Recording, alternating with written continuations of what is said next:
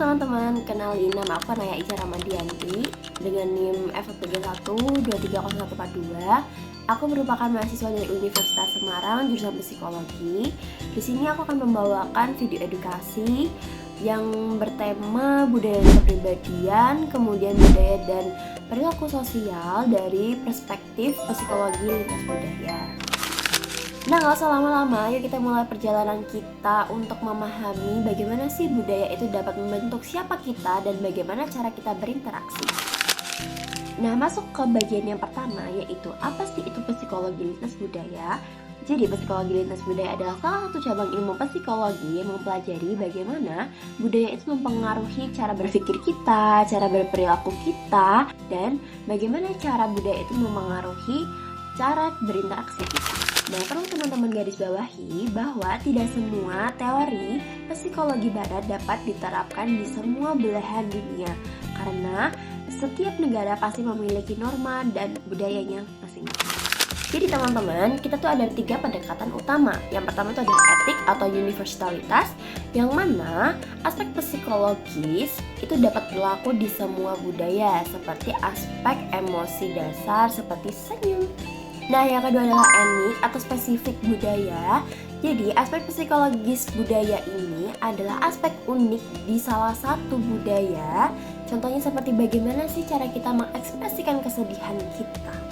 Seperti pada contoh video di atas, di suku Toraja mereka memiliki adat yaitu adat Rambu Solo. Itu adalah adat untuk mengiringi kematian seseorang yang mereka sayangi. Karena suku Toraja menganggap bahwa kematian bukanlah akhir dari segalanya, namun awal dari kehidupan yang lainnya. Jadi cara pengekspresian kesedihan di setiap belahan dunia itu pasti berbeda-beda ya teman-teman. Dan selanjutnya ada contoh dari kebudayaan Ngaben yang berada di Bali. Kemudian ada pelarungan abu jenazah juga yang biasanya dilakukan setelah prosesi kremasi atau pembakaran jenazah. Yang ketiga ada integratif, yaitu adalah pemahaman lebih lanjut antara etik dan etik. Jadi teman-teman, kurang lebihnya psikologi lintas budaya itu seperti itu. Aku kasih tahu singkatnya saja supaya kalian nggak bingung nih apa sih itu sebenarnya psikologi lintas budaya, dan mungkin dari kalian ada yang belum pernah dengar apa sih itu psikologi lintas budaya. Jadi kurang lebihnya seperti yang aku sampaikan tadi ya. Oke teman-teman, kali ini kita akan masuk ke bagian budaya dan kepribadian. Nah, kalian bingung gak sih kenapa ya kok budaya itu bisa membentuk kepribadian kita? Kenapa coba? Ada yang tahu? Itu budaya adalah sistem nilai dan kepercayaan, norma, kemudian kebiasaan yang dilakukan secara turun-temurun dari generasi ke generasi. Budaya itu juga mempengaruhi bagaimana kita mendefinisikan diri kita sendiri, kemudian bagaimana kita mengatur emosi kita, kemudian bagaimana cara kita untuk menilai orang lain, dan cara kita untuk berinteraksi dengan orang lain. Jadi apa itu kepribadian? Jadi kepribadian adalah pola karakteristik berpikir, merasa, dan bertingkah laku yang terjadi secara terus-menerus dan terus berulang dari waktu ke waktu. Jadi teman-teman, menurut salah satu teori dari tokoh psikologi, bahwa kebudayaan itu ada 2. Yang pertama budaya kolektivistik dan yang kedua adalah budaya individualistik. Nah, kalian tahu nggak nih, Indonesia ini termasuk ke budaya kolektivistik atau individualistik? Jadi teman-teman, Indonesia itu masuk ke dalam budaya kolektivistik, di mana hubungan antar kelompok atau kepentingan kelompok itu lebih tinggi daripada nilai kepribadian atau kepentingan pribadi. Nah teman-teman, budaya kolektivistik ini nggak cuma di Indonesia, tapi di berbagai belahan Asia dan Afrika. Nah, terus kalau individualistik apa sih kak? Jadi individualistik adalah salah satu budaya di mana kepribadian seseorang atau pribadi seseorang itu lebih penting dibandingkan dengan kelompok. Jadi di sini itu budaya yang lebih menekankan tentang kemandirian, pencapaian, dan kayak kita tuh lebih mementingkan diri sendiri gitu. Jadi teman-teman, di Indonesia beberapa orang yang cenderung lebih memilih untuk diam dan tidak banyak bicara biasanya dianggap sebagai orang yang berwibawa dan sudah menjadi seseorang yang dewasa. Akan tetapi di budaya barat, orang yang cenderung diam dan tidak banyak bicara, mereka dinilai sebagai orang yang tidak bisa mengekspresikan diri mereka dan belum bisa memahami diri mereka sendiri atau tidak percaya diri. Ya, berangkatnya ya. Bye bye. I love you. Assalamualaikum. I love you. Waalaikumsalam. Nah, di negara individualistik, beberapa anak sudah diajarkan untuk mandiri sejak mereka masih sekolah. Seperti contoh di video tersebut, anak SD sudah harus berangkat sendiri, entah itu jalan sendiri atau naik anak jemput dari pihak sekolah. Nah, perbedaan ini juga mengakibatkan cara berpikir kita tuh berbeda antara individualistik dan kolektivistik. Kak, bedanya apa sih? Kalau individualistik, kita itu cenderung kayak berpikir analistik.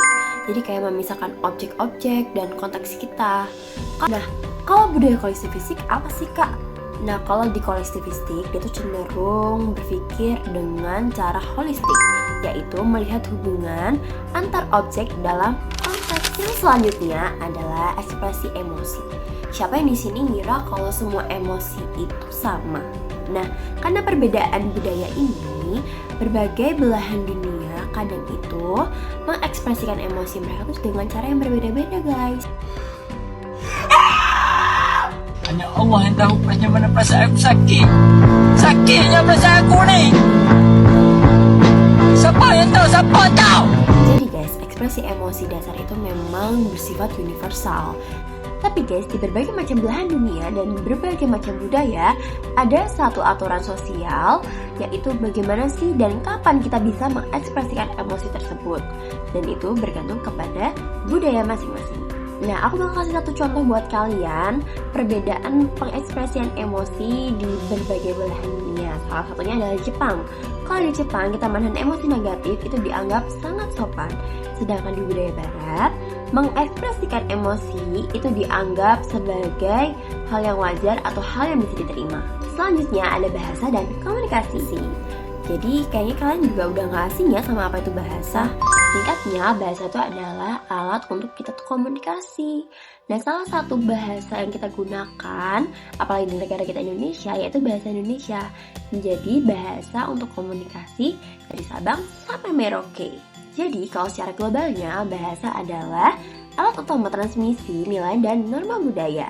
Nah, perbedaan bahasa dan isyarat nonverbal menimbulkan cara berbeda kita dalam mengekspresikan suatu emosi, nilai, dan lain sebagainya, dan persepsi kita. Contohnya nih, gerakan tangan, kontak mata, terus jarak fisik saat berbicara bisa juga sangat berbeda pengertiannya dari negara satu ke negara lainnya. Hund. I love this one. Xiang. Anjing. Anjing. Inu. Katze. Sha. Kucing. Neko. Ah, kawaii ne.いいね。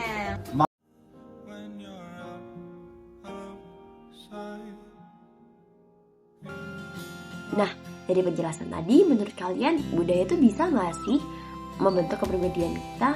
Jawabannya bisa ya guys, karena memang kita tuh terlahir dengan berbagai macam adat, istiadat, budaya, sehingga setiap norma yang berlaku, setiap bahasa yang berlaku, dan cara berpikir yang ada itu dapat membentuk kepribadian kita dan cara kita memandang satu sama lain. Nah, selanjutnya kita masuk ke tema yang kedua, yaitu budaya dan perilaku sosial. Jadi di tema sebelumnya aku udah nyebutin nih budaya kolektivistik dan individualistik. Semoga kalian gak lupa ya. Nah, budaya dan perilaku sosial itu juga dipengaruhi oleh budaya kolektivistik dan individualistik. Untuk budaya kolektivistik sendiri adalah menekankan pentingnya konformitas, di mana kita tuh harus mengorbankan kepentingan pribadi. Sementara budaya individualistik lebih toleran terhadap perbedaan dan ketidakpatuhan, sehingga tingkat konformitasnya lebih rendah. Jadi teman-teman, ada salah satu hasil penelitian lintas budaya dari studi SCH tentang konformitas menunjukkan tingkat konformitas tinggi itu lebih tinggi di negara-negara seperti Brazil, Ghana, Fiji, dan Cina dibandingkan dengan negara seperti Amerika Serikat dan Norwegia. Nah teman-teman, for your information, di Jepang itu tingkat konformitas itu akan lebih tinggi apabila anggota kelompok itu adalah teman sendiri, tetapi akan lebih rendah apabila anggota kelompok itu adalah orang yang tidak kalian kenal atau orang asing. Apa sih motif dari konformitas itu? Jadi konformitas itu seperti keinginan untuk disukai dan diterima di suatu kelompok. Kemudian ada keinginan untuk menjadi benar atau akurat dalam situasi tertentu atau situasi sosial. Nah, yang terakhir adalah perbedaan norma sosial, teman-teman. Jadi nggak hal yang asing buat kita kalau di berbagai macam belahan dunia, negara itu pasti ada perbedaan norma sosial. Karena kita yang tinggal di Indonesia pun, karena kita Bhinneka Tunggal Ika, berbeda-beda tapi tetap satu jua, pasti kita juga memiliki perbedaan norma sosial. Budaya itu tidak hanya membentuk kepribadian kita, tetapi budaya itu juga mempengaruhi cara berinteraksi kita atau berkomunikasi kita. Contohnya adalah budaya high contact atau konteks tinggi, yaitu biasanya terdapat di negara seperti Indonesia, kemudian Jepang. Biasanya negara ini lebih memilih untuk berinteraksi sosial dan menciptakan keharmonisan dari satu dengan yang lainnya. Sedangkan budaya low contact atau konteks rendah biasanya lebih cenderung untuk memilih to the point atau eksplisit dalam menyampaikan sesuatu. Tetapi di budaya barat, orang yang menunduk saat berjalan dianggap mereka tidak percaya diri, bahkan mereka lebih menghargai kontak mata atau kontak fisik ketika mereka bertemu. Nah, dalam perilaku sosial, terkadang budaya juga mempengaruhi cara kita untuk melakukan sesuatu atau menunjukkan sebuah perasaan. Contohnya di Indonesia, apabila saat kita ingin menghormati seseorang yang berada di samping kita atau di depan kita, saat kita ingin lewat, biasanya kita membungkukkan badan untuk menunjukkan rasa hormat. Tetapi di budaya barat, orang yang menunduk saat berjalan dianggap mereka tidak percaya diri, bahkan mereka lebih menghargai kontak mata atau kontak fisik ketika mereka bertemu. Jadi teman-teman, dari perbedaan-perbedaan yang udah aku sampaikan tadi, pasti itu kita akan menghadapi sebuah tantangan dari perbedaan-perbedaan tersebut. Yang pertama itu adalah globalisasi, di mana nilai-nilai budaya itu akan semakin kabur atau semakin lebur karena adanya budaya yang masuk seperti kita orang timur mengikuti budaya barat sehingga kita menjadi kebarat-baratan dan meninggalkan budaya kita sebagai orang timur. Yang kedua adalah perlunya kepekaan dan keterampilan adaptasi, dan kita tuh perlu banget untuk melepas kacamata budaya kita saat kita berinteraksi dengan mungkin seseorang yang berbeda dengan kita secara budaya maupun yang lainnya, karena itu dapat membuat kita menjalin hubungan sosial yang lebih sehat. Jadi teman-teman, dari banyaknya pembahasan tadi dapat disimpulkan bahwa kepribadian dan tingkah laku sosial kita itu pasti berhubungan dengan budaya yang ada di tempat kita tinggali. Jadi teman-teman, kita harus menjadi seseorang yang memiliki culture intelligence atau kecerdasan budaya, sehingga kita tidak dapat dengan mudahnya men-judge suatu budaya yang mungkin berbeda dengan budaya kita. Jadi kita harus menghargai perbedaan satu sama lain, karena kita juga Indonesia yang dengan slogan kita Bhinneka Tunggal Ika, berbeda-beda tapi bersatu jua. Nah teman-teman, gak kerasa kita udah ada di ujung video dari pembahasan yang tadi. Sebagai penutupan, mari kita sama-sama merenungkan kembali betapa besarnya dampak dari pengaruh budaya, bukan hanya dari pakaian tradisional, makanan khasnya, dan upacara adat, tetapi juga bagaimana budaya itu membentuk kepribadian kita dan perilaku sosial kita. Budaya itu secara tidak langsung berbisik secara kecil di telinga kita saat kita menyapa, kemudian kita mencintai orang lain, bagaimana kita mengelola konflik, dan bagaimana cara kita memandang diri kita sendiri hingga memandang diri orang lain. Tidak dapat dipungkiri bahwa kepribadian kita yang sekarang adalah kepribadian kita yang terlahir dari budaya-budaya yang kita temui sedari kita kecil, dan juga pengalaman kita semasa kita hidup, kemudian tempat-tempat kita yang pernah kita tinggali atau tempat-tempat yang pernah kita datangi. Nah, jadi apa yang dianggap di tempat lain adalah percaya diri, tapi di tempat kita adalah suatu hal yang sombong. Kemudian di tempat lain dianggap taat, tapi di tempat kita dianggap kurang inisiatif. Itu bukanlah hal yang salah ataupun benar. Semua budaya itu baik, tidak ada budaya yang mengajarkan keburukan. Nah, dengan memahami bagaimana budaya itu dapat membentuk kepribadian kita dan perilaku sosial kita diajak untuk tidak dapat dengan mudahnya menjudge suatu budaya dan kepribadian seseorang yang terbentuk dari setiap elemen kecil budaya maupun lingkungan mereka. Jadi teman-teman, psikologi lintas budaya mengajarkan kita satu hal penting, yaitu bahwa memahami seseorang dimulai dari ketersediaan kita untuk memahami latar belakang mereka dengan budaya yang berbeda. Karena saat kita belajar tentang orang lain dengan budaya yang berbeda, kita juga sedang belajar tentang diri kita sendiri. Oke teman-teman, terima kasih untuk kalian yang sudah menonton video ini. Aku harap semoga video ini bermanfaat buat kalian. Semoga video ini bisa membuka wawasan kita semua, menjadi orang yang lebih baik, menjadi orang yang lebih terbuka tentang budaya kita yang sangat luas dan tidak terbatas ini. Sampai jumpa di video selanjutnya. Terima kasih.